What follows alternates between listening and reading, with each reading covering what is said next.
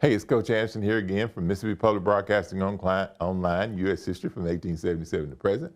And what we're doing is talking about Unit 10, which is World War II, Part 2.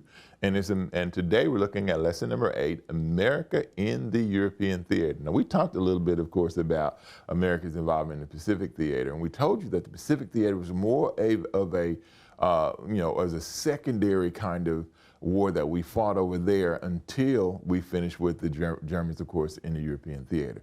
And that's where we're headed today. We're going to talk about American strategy in Europe against the Germans. What we're going to do, of course, is look at the unit focus question. We have 2 questions, of course, and they should guide your thought process as we go through each one of these individual lessons. The first one says, why did efforts to prevent World War II fail? And number 2, how did the home front effort bolster America's success in World War II? Vocabulary, once again, as we always tell you, go through and define these terms yourself, and as we see them, as they come up in the lesson, we'll try to address as many of them as we can. Lesson focus questions, we have 2, of course, for lesson number 8, America in the European Theater. What was the American strategy in Europe and Africa, and what impact did D-Day have on the outcome of World War II? We're going to start with our Do Now activity. And the Do Now activities is a journal topic. Once again, take out your journals and write down the statement. It was alleged that Germany during World War II allowed citizens as young as 15 to fight in the war. Should young people your age be allowed to come in combat at such a young age? What I want you to do is contemplate that answer, and we'll come back in a few minutes and we'll tell you what I think.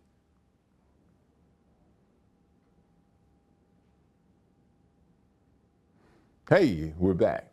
15 is kind of young. If you think about it, now, most of you are sitting, of course, in a U.S. history class right now are 15 or 16 years of age. And when you think about it, we're talking about young men, of course, that are still, kids, even though some of you might not think that or believe that you're still kids, but you haven't even really lived life at all to some degree. You can't even vote in this country, of course, until you're 18 years of age. So in looking at it, in my mind, I would think that would be too young. But when we look at the Hitler Youth, they were conditioned for this from the time that Hitler, of course, starts to this nationalist movement, of course, in Nazi Germany. So it's not a huge stretch to see that even before the war gets cranked up real good, that this is something that could inevitably, or that could possibly happen. And it did happen. The American strategy in Europe. Unlike the strategy, of course, in the Pacific, this is in the American strategy in the European theater was more of an aggressive strategy, of course, to liberate and to take away German, strongholds. FDR and Churchill both agreed that Germany should be attacked on the periphery, meaning in Italy, North Africa, Stalingrad, and the Atlantic. And you notice that there's no mention, of course, of Europe there yet.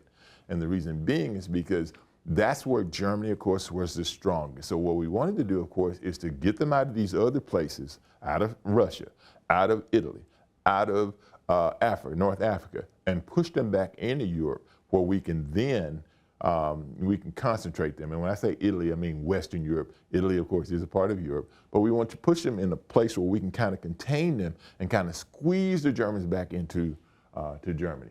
American and Allied victory at El Alamein in North Africa over Erwin Rommel. The Desert Fox is one of the most significant battles in the early part of the war.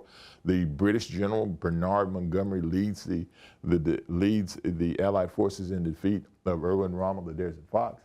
Americans lose, though, a big battle at the Battle of Kasserine Pass in Tunisia and results in North Africa and results in Patton being elevated and put in second command in North Africa.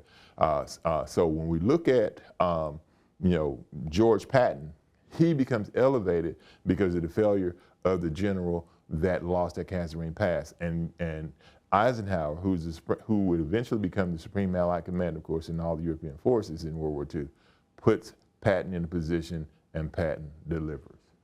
The convoy system and technology like sonar, radar, and depth charges turned the tide in the Atlantic to the Allies by the end of 1942. So we said North Africa, Italy, Stalingrad or Russia, and of course the Atlantic. So we're starting to be more aggressive, of course, in our approach against the Germans, more so than we were, of course, with the Japanese. Soviets and Russian winter defeated the Germans at Stalingrad by February 1943. For the most part, the Russians had repelled the German attack and start to go on the offensive. Here's a picture of Erwin Rommel, the Desert Fox. who lost at the Battle of El Alamein to General Bernard Montgomery from Great Britain.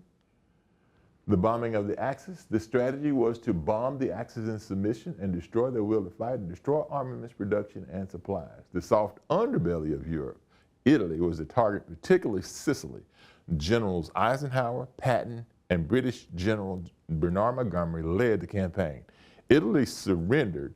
An Italian king, Victor Emmanuel, had Mussolini arrested, and the new Italian government started negotiating the terms of surrender. The only problem is Mussolini, of course, aided by the Germans, escapes from custody from the king, Victor Emmanuel, who had told him, who had summoned him to the palace and told him, he said, "My dear Duce, you are one of the most hated men in Italy at this particular point, and the war is lost." And what happens, of course, after Mussolini, of course, is arrested because of that German support, he escapes and continues to fight, of course, with the Germans against the Allies in Italy. Here, the attack on the soft underbelly of Europe, the two men most responsible for it is General Bernard Montgomery from Great Britain and General George Patton, of course, from the United States of America. D-Day, all right, planning, once the German onslaught had stopped and we had started to turn the tide, of course, against the Germans. We had done what we needed to do in the Atlantic. We had done what we needed to do in North Africa, of course, and in Italy. Now the concentration was on liberating France. And if you remember now, France fell to the Germans pretty early on. And now the idea in 1944, June 1944, is to start looking at the possibility, of course, of invading, France and liberating it from Germany. So the planning started with the Tehran Conference with FDR, Churchill, and Stalin agreeing on a two-front attack on Germany, from France in the west and from the Soviet Union in the east. Operation Overlord would involve the mass staging of Allied troops under the command of Eisenhower in southern Britain, crossing the English Channel into Normandy, France. 5 landing sites were in Normandy, included Utah, Omaha, Juneau, Gold, and Sword beaches. The most casualties Allied forces were at Omaha Beach, where some 2,500 Americans were killed or wounded under the command of General Omar Bradley. If you're like me and you're a big movie buff, and I tell you guys all the time how I'm real big on movies, especially historical movies or period pieces, and one of my favorite movies of all time is Saving Private Ryan. And in looking at it, I had an older gentleman that was a friend of mine, and I asked him about that particular movie, and I asked him about the landing in Omaha Beach, because that scene was, in his estimation, was most closely aligned in terms of what happened at Omaha Beach. And in looking at it, you had to be some kind of, I don't know, to do what those men did. That's the great generation, to do what they did in terms of liberating, and coming ashore at Omaha. I have anything but mad respect for those men. Here's a picture of Dwight David Eisenhower, who becomes the Supreme Allied Commander at D-Day, and because of this success that he has, he's going to propel that, of course, into a conservative Republican political presidency. Here's the D-Day landing at Omaha Beach. And you see one of those anthrax, of course, that they're getting out of, and once again, those anthrax saved a lot of men's lives. Here's a picture of General Omar Bradley, who was at Omaha Beach. Also, what we want you to do is to take about 20 minutes and look at this activity, the major battles and outcomes in the European theater. We want you to do the same thing that we asked you to do, of course, in the Japanese, against the Japanese in the Pacific theater. We gave you an example, the Battle of El Alamein in November 1942, which was an Allied victory, and then the Allied commander in charge was General Bernard Montgomery from Great Britain. All right, that gets us to our lesson focus questions. What was the American strategy in Europe and Africa, and what impact did D-Day have on the outcome of the war?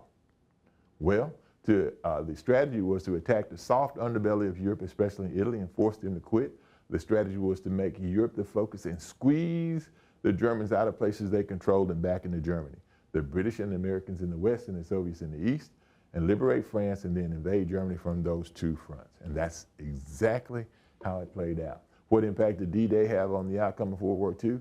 The landing at Normandy gave Allies a foothold in France and set the stage for the ground invasion to liberate the French from German control and allowed Allied bombers to destroy German strongholds. Well, that is Unit 10, Lesson number 8, America in the European Theater. And what we hope we did, of course, is give you some ideas in terms of what American strategy was. But once again, don't take my word for it. This is Gary Anderson from Mississippi Public Broadcasting Online, U.S. History from 1877 to present. Do your own research, draw your own conclusions, and we will see you next time.